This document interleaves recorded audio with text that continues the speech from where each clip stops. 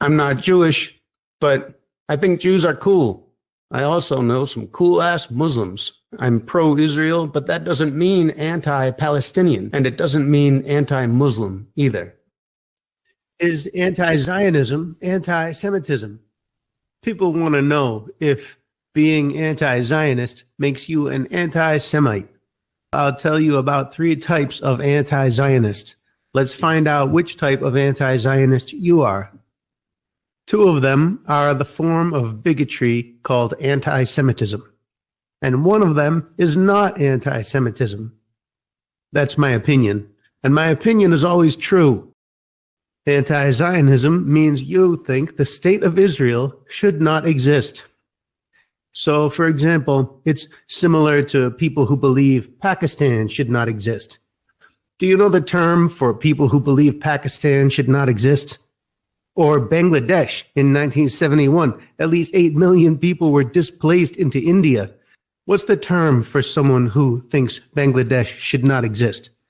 The anti-Zionism equivalent for Bangladesh. If you're not sure, let's do Kosovo instead. Or Jordan. What's the name for people who think Jordan should not exist, the way anti-Zionists think Israel should not exist? The answer is there is none.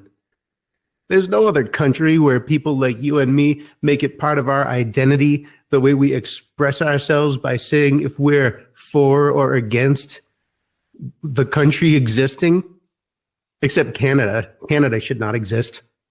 Just kidding. There's no anti-Canada-ionism.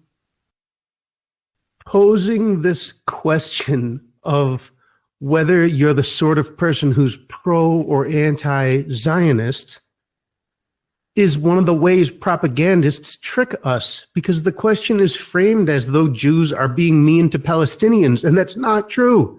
But people don't have time to study all the detailed history of every conflict in the world.